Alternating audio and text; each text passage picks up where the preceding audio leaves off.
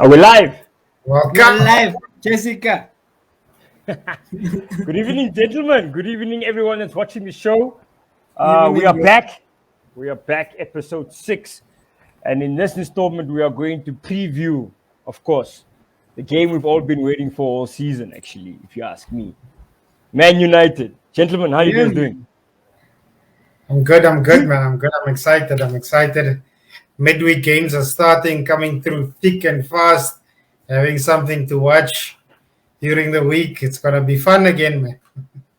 True say, Yeah, sleeping buddy. babes. But yeah, it's Man United. I feel like they're our biggest rivals. Like, because of like growing up, it was always Arsenal versus Man U, and it's never Yeah. left us ever. It's what it's about. We've got so many haters that hate on us, and they're all Man United fans.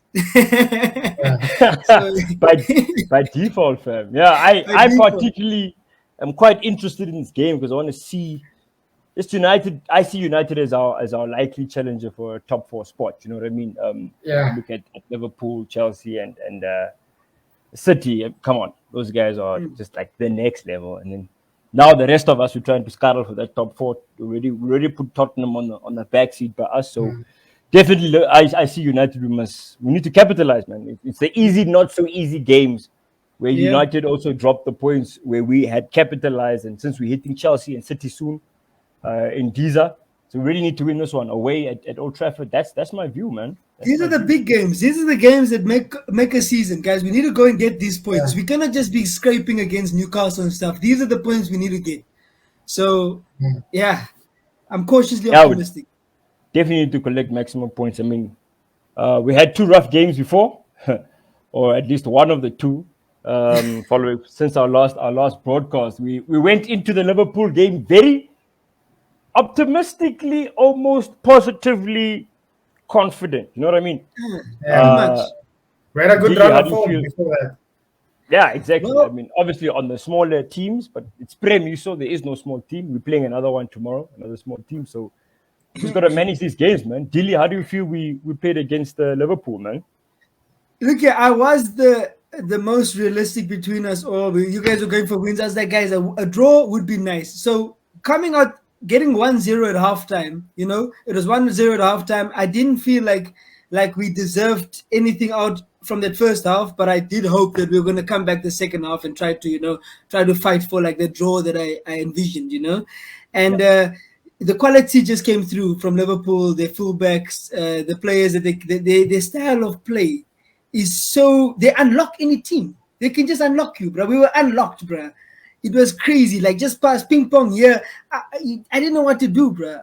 So the quality came through, and I don't feel like we were ready to beat them because not only of our team, but the tactics that they played. They just knew what to do, and it's guys that have been playing together that know exactly what to do. We still got a young team. We're still trying to get guys to get to yeah. buy into the idea of a new way of playing. These guys, they're their own coaches. They know what to do.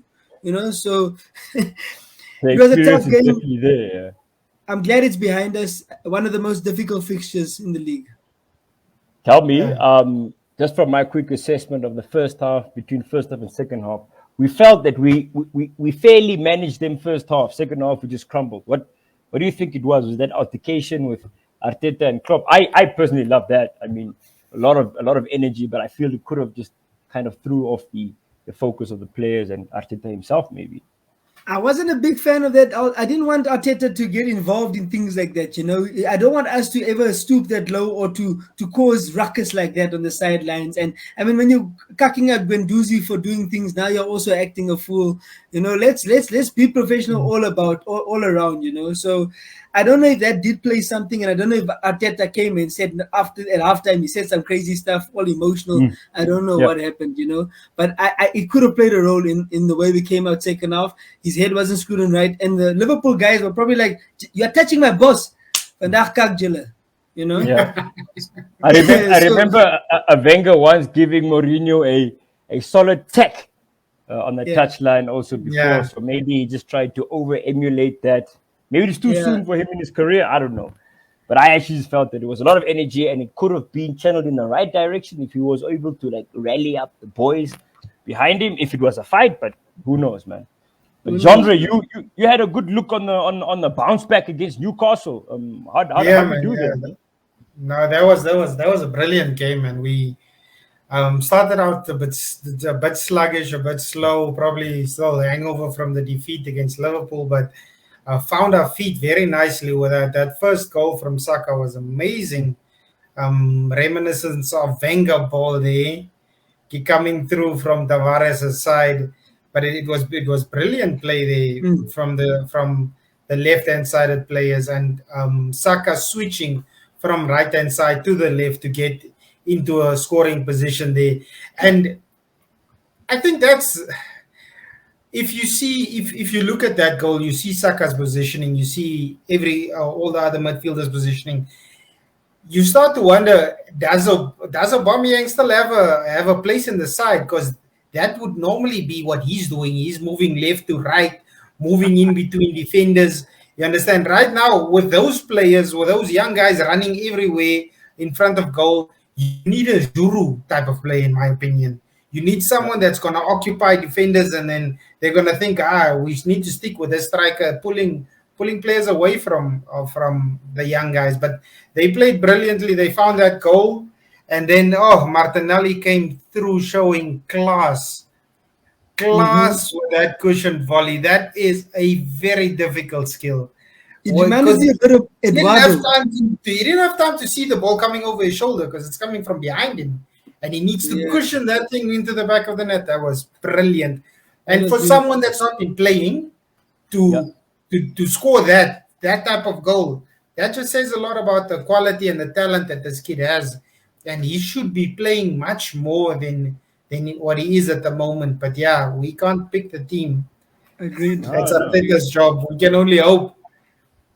Yeah, talking on the picking of the team, I mean, he retained the faith that he has in Tavares and Sambi also. And a lot of people were saying that these kids need to go back to the bench and bring on a bit more experience. What do you think about that management style of, just keeping faith in the lighties? I think he made a very good decision there, because you can't just you can't just say one game against Liverpool they had a bad game, especially Tavares. Now he's not good enough anymore. When the previous games that he played, he showed his class, and then again on Newcastle. So I think it was very good, because if he had benched those players, let's say, I think that would have impacted their confidence heavily. And coming out the next few games that they get to play, they would have been that I have to show something, that over eager and causing nonsense everywhere. So I think it was a good call from Arteta to play them again. I think, and at the end of the day, who else were we gonna play there? I mean, El Neni and Cedric on the left. You understand? Yeah. So they are the best players we have in the position, and we should keep faith with them. I know they're young, they're gonna grow, and they're gonna become brilliant. Sure, man. I agree with the faith in the ladies, man. I like it a lot. So Arteta's still learning, obviously, the trade. A lot of people want him gone, and he is showing signs of improvement, at least I would say, with regards to his squad selection. The substitution is, I just feel like it's getting better than what we saw in the beginning, mostly from last season. Also, late substitutions, poor starting 11. Maybe it's coming together, but for my sanity on the WhatsApp group and everybody else watching the show now, I'm going to keep that as neutral as possible. Malcolm, you wanna bring on our guest, man? Oh, please, thank you for the honor. It's my boy, man. Most of us know him as Andre VDC. He hates Man United, and we just thought it was appropriate that we bring him on for this show. There he goes. Andre, what's up, bruh? Yo, what's up, guys? Happy to be here. Thanks for having me on the show. Who are you? Who are you, bro? Andre VDC, man. First and foremost, I'm a gooner, bro. I'm a gooner. That's who I am. I've been a gooner for as long as I can, remember. I think first and foremost, growing up as a kid, every dude, you naturally support the team that your father supports, because I think it's just you're only watching what your dad is watching. So Low key, I actually grew up firstly interested in Manchester United. Hey, hey. Yes, it's crazy, dude. Like my father is a Man United supporter. The only soccer games that we play on TV was when Manchester United played. The only player I knew was David Beckham until I turned about 8 or 9 years old, and I started watching soccer myself. And there was a certain Mr. Thierry Henry that was just, That guy. he was killing. He was running right. And I just remember, I don't know whether it was Martin Tyler or whoever the the commentators were at the time, just screaming Thierry Henry, and I would just be celebrating with him the way he did, and correcting my colored parents who would call him Thierry Henry, Thierry Henry, and they couldn't understand Henry, Henry, bro, get it right. Yeah, ever since I've been an Arsenal supporter, I have a lot of friends, I have a lot of cousins that love Man United, so I love it when I'm the only guy, to put it in their faces when we win and they lose. I hate Man United. I love beating Man United, especially because of the way they ended our invincible run. We've got the right guy for the show then. We've got the right guy for the show today. It's go. evident your hate for Man United. It's evident. All of us, like I said, all of us have a lot of friends and stuff like that. It's not be hate. It's just that these are the guys that beat us first, So what must we do? Oh, these guys, man. So, guys, I think with that being said, let us roll over into the Man United preview, huh? What do you guys say? The favorite part of the show for me, because I just love looking at the next game. The next game is always the most exciting game. I saw a meme the other day. It showed me waiting for my game, and the guy's excited. And meanwhile, my game is actually playing, and the guy is less excited. So it hits home because it's always the hype for the game, So let's go through that hype, guys. Let's go through that hype. 100%. All right. So once again, we had a survey monkey out in the members group to hear what the guys think. Who should play? What should the formation be? What should happen? And interesting enough, after 4-4-2 for the last few games, people reverted back to the 5-2-3-1 formation. That was shocking for myself. I went for a 4-4-3-3. So seeing this actually come up, I was like, away. Let's see this. So I want us to each focus on a section, and I'll be talking you through it. And Andre, as you're the guest, we'll give you the defense. Talk to us about the selection. What do you think? Defense, dude. I think that everyone that has been selected, those guys have their position locked down, bar Tavares. Yeah. Tomiyasu has been solid. For years we were struggling with Bellerin. For years. We finally got rid of this dude, and we brought in the Samurai. This guy has been solid. Just got a brilliant assist versus Newcastle for the Martinelli goal. Happy for him. Yeah, I think he's got the right back down on lock. El Blanco, as Janjico calls him, Ben White. El Blanco, dude. El Blanco next to the Salsa King, Gabriel. These guys are our best center back pairing, hands down by a million miles. Rob Holding and Pablo Mari are not the guys. Second we have Mr. Ramsdale, Rambo himself. We lost one, Rambo got a new one. This guy is outstanding, gentlemen. Outstanding.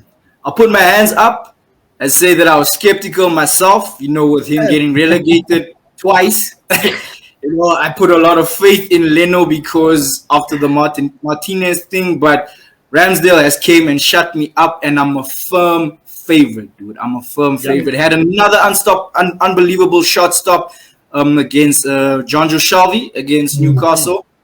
Guy's brilliant. The guy is brilliant. If we finally have a full squad, this is the guy that can win you games, bro. Yeah, sure. Agreed. And then, of course, left back, Tavares Nuno, 20-year-old kid, got him for £6 million from Benfica. Dude has been solid. I'm a firm favorite of Kieran Tierney. I think he's a potential future captain. He's still young. He's only 24. I think he's got heart. He's got delivery. But Nuno came in and he has not disappointed. Bar the Liverpool game. But I think it's hard.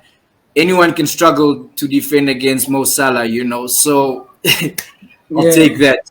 I think, as Arteta said also in his pre-match conference, even though Nuno had came in while Tierney was injured, he played well while he was injured. So you cannot just, I think Jandre also mentioned it earlier, you can't just shift the guy out. He's a kid, what does it say for his confidence? So you give him another run in the game.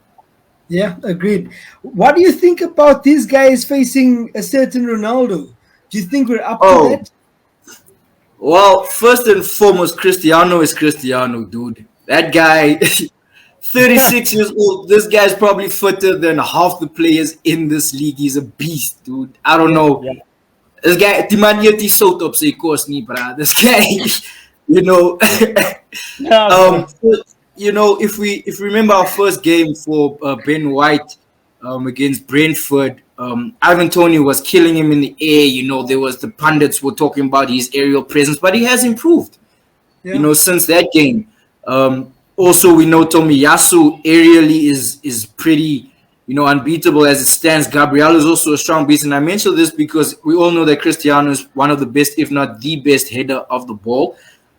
So it will be interesting to see how these guys, face him in the air, how we defend the set pieces, because he's basically unstoppable. But with these guys, solid. Gabriel is strong. Ben White is strong. This is our tallest defense we've had. Yeah. This is our tallest defense we've had. Side note. So I think we can do pretty well against Ronaldo in the air. I think we can defend his free kicks since he hasn't scored any in like 500 years. And man, we have Rambo in the sticks. If you do get past these guys, we have Rambo that can pull out the save. Shot stopper, man. This guy's brilliant. Most def. Thanks. Let's move over to the midfield. Janji, are you going to tackle that for us? Just very quickly, yeah. So what I want to do this time around is quickly run through some player stats just to back what I'm trying to say. With regards to the selection that we had, I pretty much went with the same thing. I did a 4-2-3-1. This time around, also just leaving Auba out. I'm struggling to get that bandwagon with me. I'll get to that. So just on a player rating scale, we can see on the for the season, the top three compared to us is all United. They got Pogba there that actually surprisingly has less minutes played compared to the Brunos and the Scots in that team, and still just his stats, 7 assists. It's crazy for that little amount of time that he's played. So that gave him a good rating. But if we remove that, and Mason Greenwood, I'm also going to remove off because I see him more as an attacker. And we check Bruno and Smith Rowe are essentially on the same rating. So one for one there. Smith Rowe, Andre, what do you think about the boy? Smith Rowe, Emil Smith Rowe. They call him the Smith in the locker room, dude. Emil Smith Rowe is my boy, dude. This is, he's a future captain, I believe, also potentially. He's been at us since he was 8 or 9 years old. This guy has committed himself to the club. He said, I know I'm young. I know anything can happen in future, but if Arsenal wants me, I will stay here forever. This guy is in and out. You know what I mean? He's been It's no surprise that our upturn in form since last year around this time when we faced Chelsea coincides with Emil Smith Rowe coming into the team. Prior to that, we had our number 10, excluded from the team, Mr. Uzil. We played very badly without a creator in our team, and in comes young Smith Rowe, and our results took an upturn for the better of us. This guy has been our best attacking outlet so far this season. I think he's in all competitions, he has more goals than Oba. In the league, he has the same amount of goals. And also, just a quick side note, the previous international break, there was a bit of outrage from English fans and especially Arsenal fans because of the exclusion of Emil Smith Rowe, of course, and also Conor Gallagher. because at the time when he was excluded, he was the English player that had the best attacking stats at that point for the season. You know, he had more goals, assists than the likes of Raheem Sterling, Jack Grealish, Jadon Sancho, even Harry Kane, you know. And so there was a bit of outrage why he was omitted from the squad. And then eventually he did get his call up through whatever circumstances, you know, guys got some injuries or whatever. And he repaid the faith, you know. He got two appearances. His first was off the bench, and then the second was he started and he got a goal and an assist there. So Emil Smith Rowe, what a guy. What a guy. Thank you. Yeah, that was comprehensive, and it shows in the stats. Obviously, our best midfield over there. I'm happy to see Thomas rated higher than Scott McTominay, and I'm also happy to see Sambi even higher than Fred, being their most prominent midfielders. I'll just quickly jump to the next slide again. Very quickly, we're speaking at the shots per game. Again, Greenwood, I'll keep out of the picture. But then again, we'll take a look at our midfield, and I think this is where we are lacking. We're not getting enough shots on goal. And this is from midfield to attack, right? We're not threatening enough. And it's going to be very key in this game to make sure that we do something with that, right? Because we really need to get past their midfield to control the game, to get to the goals and scoring. Because if they move that ball fast enough to the Ronaldos and stuff, then we have a fucking problem. We really have a big problem. And if we look at Alba, for instance, like his shots per game are 2.3 compared to Ronaldo's 3.2. We can't even really rely on the ball once it gets to our prominent striker to prominently put the ball behind the net. So the midfield is where I feel the game. Yeah. Look, I can't say it like that, but Oba is whack. So it's definitely, to me, the game is one in the midfield, and I'm just going to come back to our final slide here real quick. Obviously, it shows El Neni having the best pass success percentage across the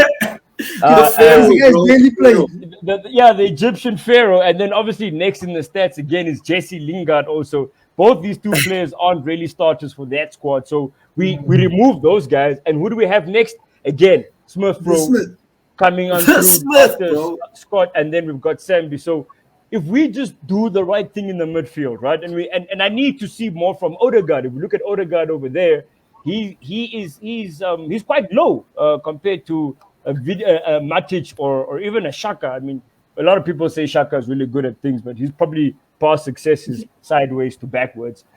So I really do feel that the midfield will be one. The midfield battle is what will win the game here. I really feel that if they're going to field a Pogba and the likes, we need to have a party on him like the white on rice. And we need the guys like Sambi's and the Smith Rowes to move that ball quickly up front so that these guys don't get to repossess and give the game back. Oh, well. Wow, in-depth analysis there by Jen Jizzle. Wow, buddy. I'm back. Did his homework, innit? He did his homework, man. The guy is here with stats. Now I don't know what to do next show. I must also probably bring out stats and stuff. I don't know, bruh.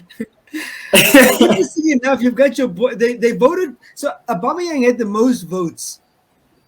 In terms, he had less votes than Lacazette, but he had more votes than any other player. So he was like the 11th most voted player, and that's why he came on the left wing over there. No. What do Some you guy guys said think? Martinez is better than Leno. I'm just saying we can't trust. Right, so let's see. Your opinions are screwed, bro. It'd be interesting if Arteta does go with this. I don't see this. I see either Aubameyang or Lacazette, but it will be interesting nonetheless. Talking about Aubameyang or Lacazette, next week talking about the strike force, and your boy Genre is going to take us through there. What do you want to say, bro? What's happening? Who's the man to do this? Look, I can't say a lot about Lacazette because Lacazette has been on and off, but he's also been playing on and off. So I can't say a lot about him. I don't think he's ready to start the game against Man United, man. The pressure's a bit too much. But interestingly enough, Aubameyang, who has been horrible and missed a sitter against Newcastle, Yet again. he is in line to break a record against Man United. If Aubameyang should score, he becomes the first player from Arsenal to score consecutively in 3 away matches against Man United. So I'll take it. people are excited for him to start to try and break that record. I don't see it happening even if he does start, because the way he's been playing has not been good at all. But then if you compare him to the great Ronaldo, who people feel is the best striker in the world right now, or not right now, but is one of the best strikers in the world, they are absolutely similar. Ronaldo has had 10 appearances, he's had 12, right? And they both are stuck on 4 goals. They both have a shooting accuracy. In fact, Aubameyang's shooting accuracy is better than Ronaldo at the moment. Aubameyang is on 50% and Ronaldo is on 38%. They both Ronaldo's trash. So Ronaldo was it must mean the same then. Yeah. Aubameyang missed 5 big chances. Ronaldo has missed 4 big chances. So statistically, they're basically the same guy at this point. Is it the same guy?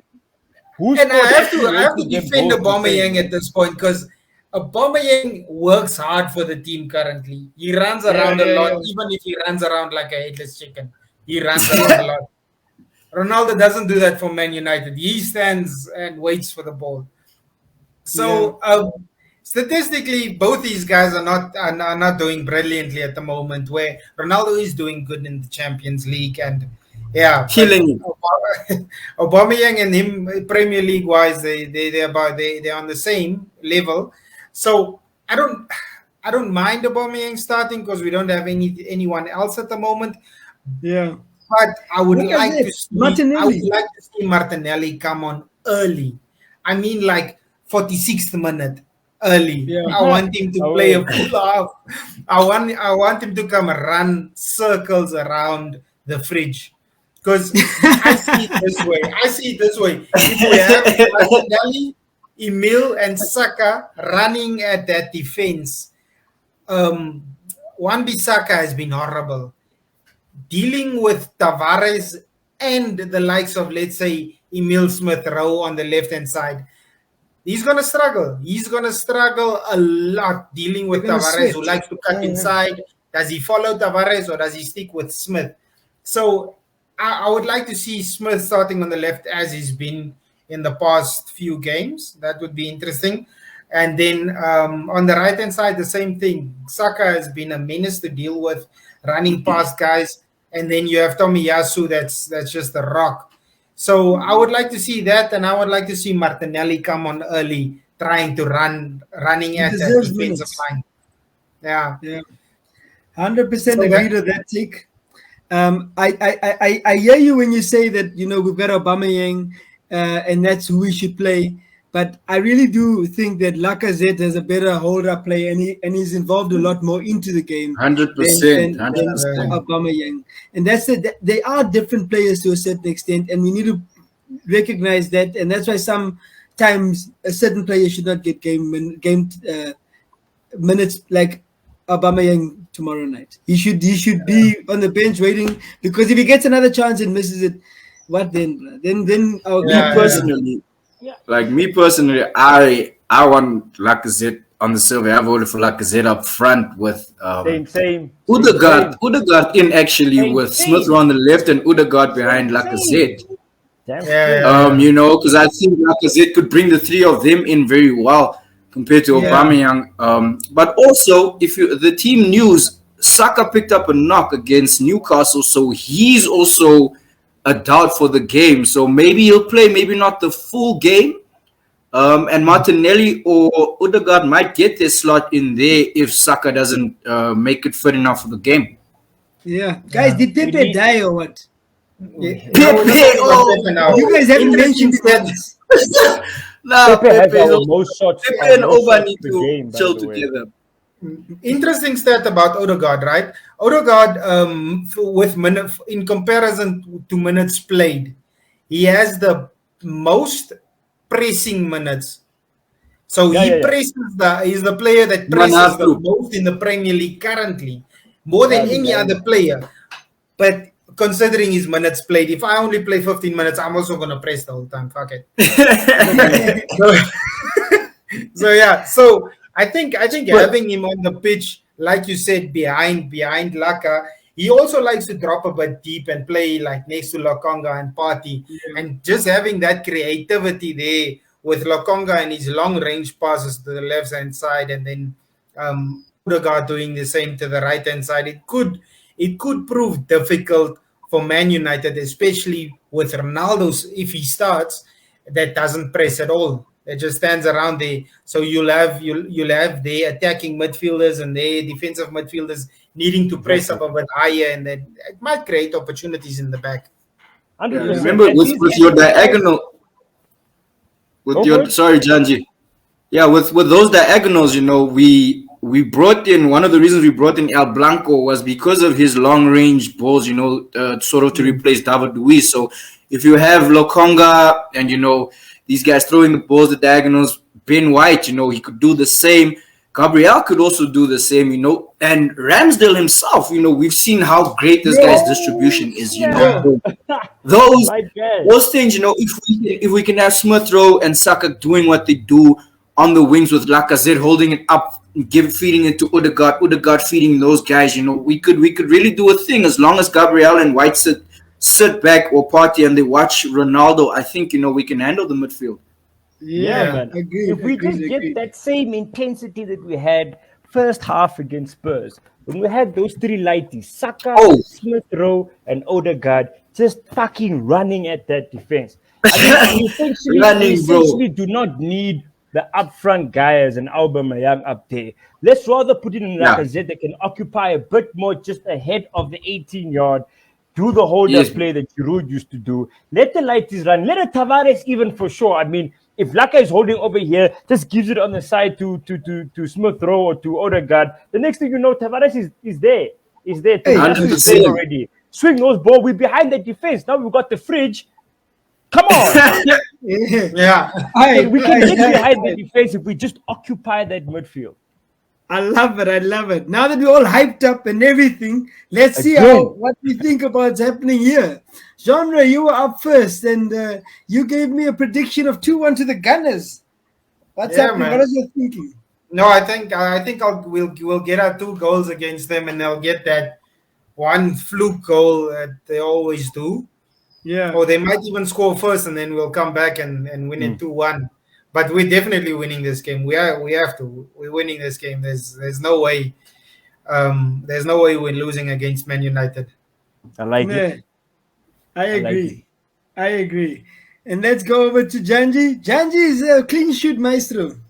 I have nothing to say. I am just about that if the ball is not going to get to the Sancho running on that one wing and Ronaldo trying to get that first shot on goal, we can nullify their attack. We nullify the attack, there's no shots on goal. They got to get through Gabriel. After that, they have to get through, what's the other guys? Rambo. We must take our chances. We will lose this game if we do not take our chances ahead of goal. That's why I can't afford Alba in this game. I just can't do it. But it's okay. But Oba running at the fridge could cause havoc, bro. I don't mind the running. I need the conversion. It's what I need. Because if we have the chances and we don't convert, then we're going to end up with a 1-0 United because we didn't fucking finish our chances. It's true what you're saying, because we have one of a disappointing stat. We have the lowest number of chances created. I think not the lowest, but among the. So even if we get a chance, we really need to convert it. We need to, boss. We need someone clinical up there to convert those minimal chances that we create, bro. I can rely up front like I rely at the back with Rambo. Same thing. Kill you the ball, Chimakla. No, 50%. 50%. Yeah. Just fuck, boss.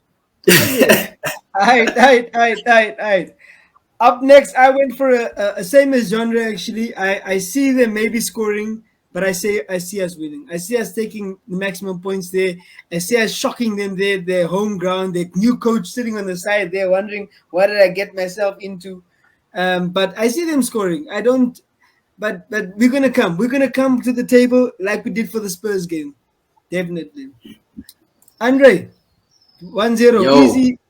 What's 1-0 happening? to the Arsenal, bro. 1-0 to the Yeah. Arsenal. No, my thinking was just I really do think, like Janji said, as long as we can maintain Sancho and Cristiano, from getting hitting us on the counter, I think we can nick the game. But why I went for the 1-0 was because I watched Carrick, dude, pack the midfield with 3 defensive mids against Chelsea, dude. Like, this guy went for the two, you know what I mean? So I don't know if he's trying to have 100% unbeaten streak in his 2 games, before Mr. Ralph comes in. But this guy, I feel like, even though it's going to be at Old Trafford this time, I still think he could be very conservative and, just park the bus sort of and hope to play the counter with Sancho, Rashford, and Cristiano. So I think we'll just nick 1 goal. Yeah. Yeah. No, that's good. I'll take it. Honestly, I'll take any of these scores. So let's see what happens tomorrow night. Could be 3-0. I think next I'm just saying. we can have It could be. upcoming fixtures again. So we looked at this before the Liverpool game, and we have our little score predictions there. Andre, I don't have your score prediction because you weren't there on the show. We're trying to see after these 6 games who has the closest score. And so far, we're all on par on the way. But for Janji, we have to win every single game. Genre also, actually. You have to win every single game now for you guys to be right. I've still got a loss there somewhere, Miskin. But I'm also confident. Me personally, I think. Yeah. Yo, my bad. Go for it. You confident? No, talk, bro. Talk. I want to hear you. Oh yeah. No, me personally, like, just looking at the fixtures, dude. Like, out of the strongest sides, your Uniteds, your Evertons, and your West Hams, the only one that I literally feel where I can take a draw is West Ham, bro. Like, Everton has been shit. But the rest is Southampton. We can beat Southampton. These guys drew or lost to Norwich the other day. I mean, United is there for the taking, dude. These guys are vulnerable. Yes, they can score, and on paper they have, they have a great pool of talent, but they're there for the taking, dude. Yeah. There can't be a better time to play United than now, and we have to capitalize, guys. We have to. Oh, if I could send a voice note, We have to. Right. I think we can end this off with just discussing about where we stand with Arteta now. Beginning of December, officially the 1st of December. I'd like to go through everybody and see what do we expect from him, what's happening. I'll start from Janji, Genre, then Andre, then I'll finish it off. So tell me the feel of where we are now, what we expect, and where we're going. Very short. The selection of managers out there is slim. If we're not gonna get that Ten Hag guy from Ajax, I'm not really sure. Oh, that guy, dude. Yes. Yeah, he's my only guy, to be honest, right now. Conte is already gone to the other guy, and look who United had to pull a rabbit from. This homie, I can't even pronounce his surname. Enough said. We were anyways gonna give Arteta the season. I think if he ended less than 8th by halfway of the season, he would have been contention for a sacking. But I don't see him being less than 8th by halfway of the season. So, yeah, he's going to be around, bro, for me. He's going to be around. Genre, who fool Jay? What's happening? Look, man, Arteta, I still feel like Arteta is like our crossover coach. The person you date before you get married. That's my opinion about Arteta. So, the long-term interim. I still feel like he's that guy. So he's doing well at the moment. He's grooming the kids nicely. He's teaching them. He's getting them on the right path. But I still feel we need that. We need that coach that's just gonna take it home for us, man. So I'm I don't think Arteta should be there for more than this season or more than I don't even want him next season, but yeah. We won't get married to the game. Right, okay. No. He doesn't want to get married to the game. No, he's not that guy. Yo, but if Arteta gets us into the Champions League, you want him out? Yes, still, I still don't think it's good enough to win. I don't think it's good enough to get out of the group stage. The Cats wanted Vieira just what 3 weeks ago, 4 weeks ago. It was Vieira would do a better job. What? It's difficult, man. Being an Arsenal fan, you don't know where to stand, boss. Yeah, it's tough, man. Me personally, dude, I believe in Arteta. To an extent, I also believe that he is sort of that interim before you get married kind of girlfriend. But I think I think he can succeed with the current project at hand. We all know that the current project at hand is not winning the league, whatever. It is getting rid of Deadwood. It's fixing the board. It's grooming and getting a certain philosophy back in. It's getting us back into Europe, getting us competitive again and being up there challenging. You might not beat Man City away, but you can maybe nick a 1-0 at home to them, and you're challenging top 4, that kind of thing. So I'm still definitely Arteta in. I don't know for how long I'll be Arteta in because he has hurt me. He has made some questionable, decisions and substitutions, and man mark me by a quad soms, it's like you man mark me quad, but who else? You must play Martinelli. You must play Martinelli, or we are breaking up. Yeah. I cannot take this any longer. I want to be with you, Arteta. I like you, but you must play my lighties because you're gonna make things difficult. If Martinelli and Saliba and guys are stressing themselves on the sidelines, then you're gonna make. Other than that, but as we said, I'm still Arteta in. Yeah. He did bench Pepe, so I see slow progress. Slow progress, dude. And he got it. Fair enough. He made a mistake and recognized it and rectified it with the Willian signing and getting rid of him. That was a big one for the ego, to just say, hey, man, I made a mistake. Cheap. The homie is learning. He's learning, man. And he's learning. That he started his career. It's his first job, man. Last season he was on probation, The man was on internship last season, So now the man werk now is getting the hang of it. So, yeah, man. Yeah. From my side, you should go learn at Newcastle, man. No, maybe. We need a graduated coach. Gerard vibes. Gerard, go learn somewhere else, then come back afterwards. Better than Vieira, Futa. Maybe Vieira's future coach. Who knows? Look we'll see.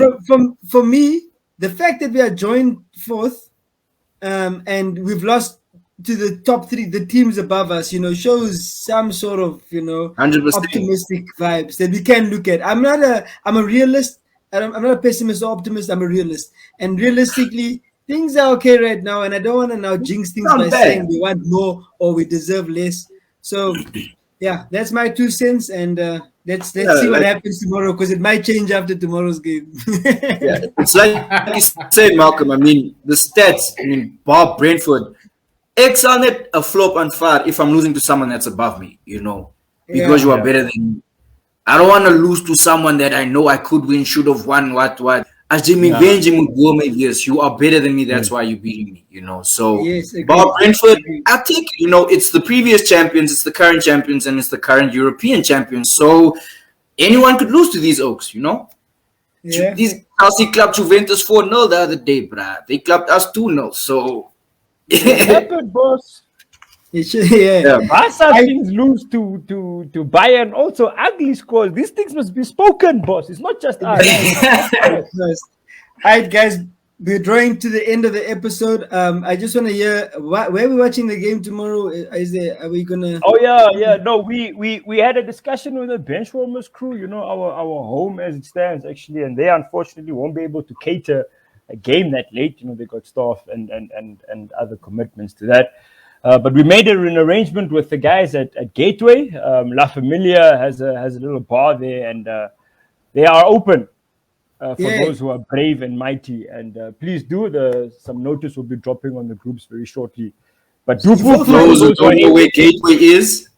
Gateway is my guy is in Commerce. I'll drop a bit of a location also with that info. I might have to go. It's essentially man.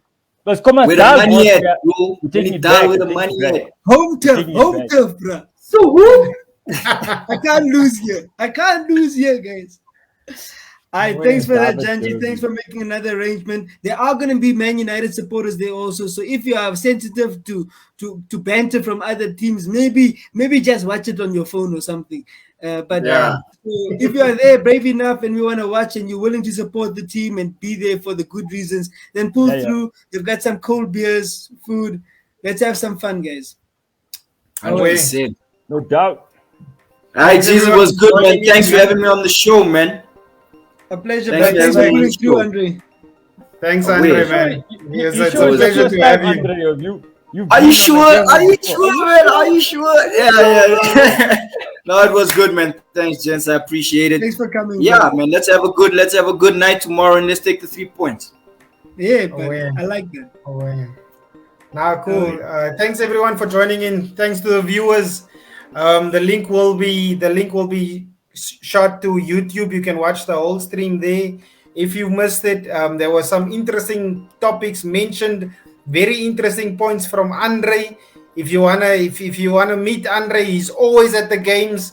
Pitch up. You can argue with him about his views and opinions. But thanks to everyone, man. Like and subscribe on the channel. Show your support for the Arsenal family. Peace. Peace. Cheers, guys. Salute.